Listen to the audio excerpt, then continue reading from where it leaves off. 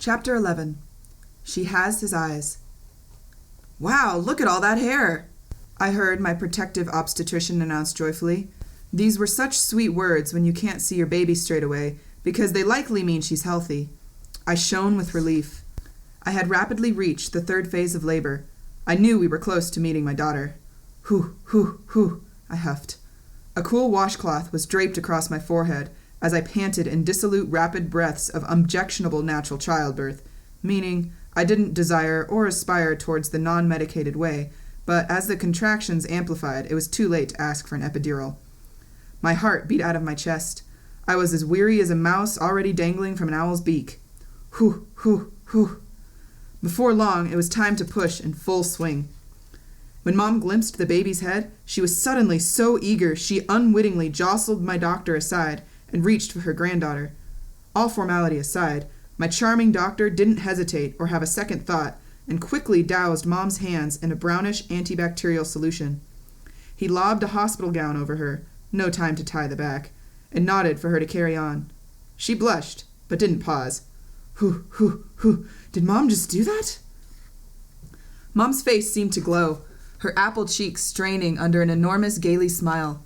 "Push, Amber, you can do it, baby," she cheered. Whew. With only minor assistance from Dr. Bryce, Mom delivered Kyra and tenderly placed her upon my chest. Kyra was Kirk's desired name. I have a daughter. Bust out the pink. It was truly a dream-like, magical moment. Mom and I were overcome with emotion, sobbing and laughing at the same time. She was the most beautiful baby I'd ever seen. Tears of joy flowed down my cheeks in torrents as I cuddled my own flesh and blood. Miraculously, Kyra came into the world unscathed and perfectly healthy, other than having mild jaundice due to prematurity. She was a 6-pound, 7-ounce tiny bundle of hope. I had never seen Mom as beautifully buoyant as she was in that moment. The doctor took Kyra's pint-sized feet, now laden with black ink from the birth certificate, and pressed them onto the right side of Mom's chest, just above her heart, trademarking the gown with Grandma's first footprints. Staring into the penetrating slate blue eyes of my newborn daughter, I understood how priceless and precious life is. Childbirth signifies the cognizant relationship between a mother and her baby. It was one of the most thrilling experiences of my life, a process of becoming. This blossoming relationship, analogous to a butterfly emerging from its cocoon, began with discovering I was pregnant. I couldn't help but to hug myself in quiet delight. Can you see her, Kirk?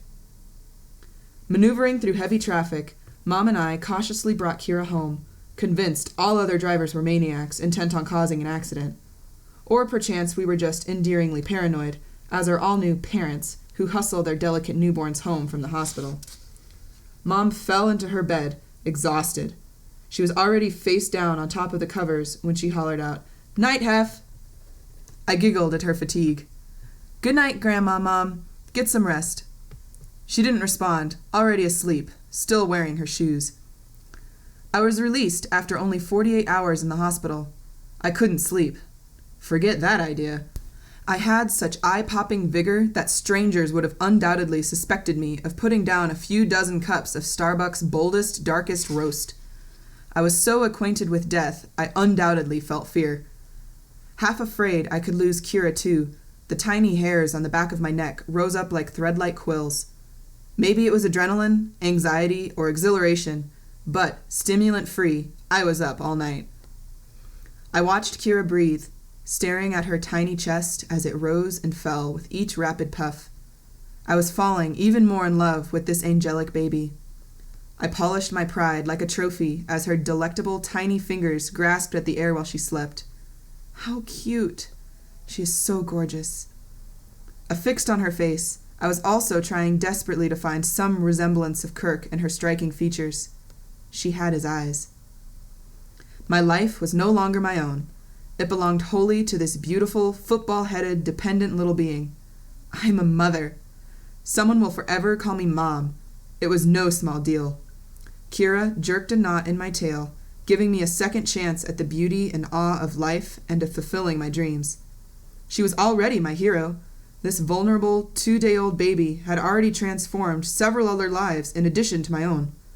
With a wildly cheeky conveyance, she brought an optimistic hope to a room chock full of broken-hearted suicide survivors. Communicating without words, she touched each individual soul, demonstrating how life springs from death. I caressed this newfound resiliency, wanting to achieve more, be more. I had finally lost the empty feeling and felt happy. I was so thankful, but I couldn't help but to think about not having Kirk with me to delight in our baby. I cried horrendously when I had to go back to working nights. Kyra was only 10 days old. Not only was going back to work agonizing because I would be away from my newborn, but also because Kirk and I had worked together. Ghostly recollections of him loomed all over our workplace. The job I loved so much was becoming my nastiest nightmare. Kirk wasn't there to make me smile, or leave love letters, or other mementos at my workstation. On Halloween, Kirk had dressed up as the Grim Reaper. He died less than 10 days later. Our work was blameless, but in my mind, the Reaper menaced the square bar.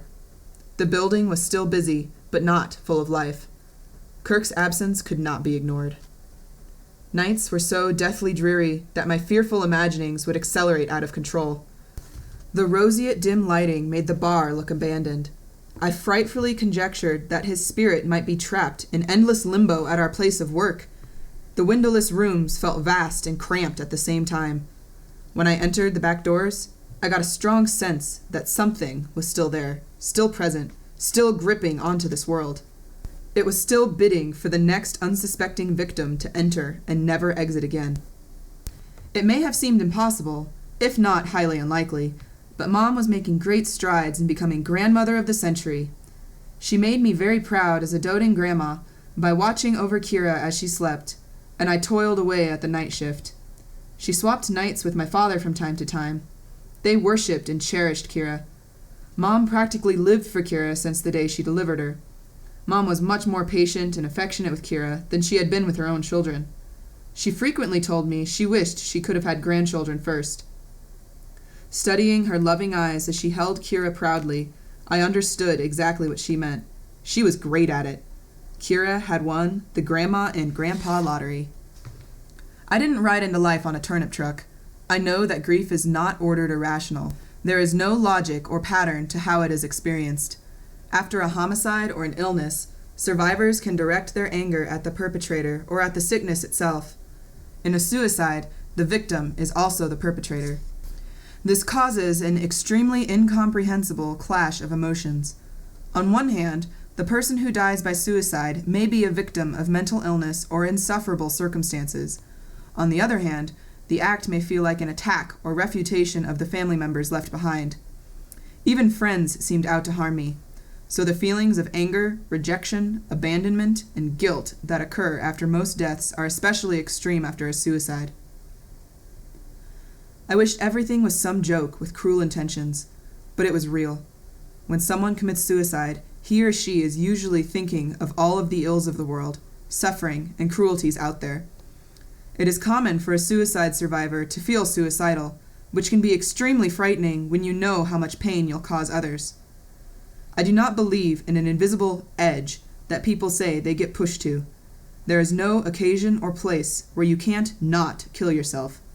Kirk killed himself. He's the one to blame. No matter what anyone did or said, it is not my fault that he did it. If it wasn't me, it would have been another girl. How can you blame yourself for someone's life? How can you make someone feel like a murderer? There remains a stigma that society places upon survivors' families. It's sad that grief is as old as mankind, but remains ignored as a collective human problem.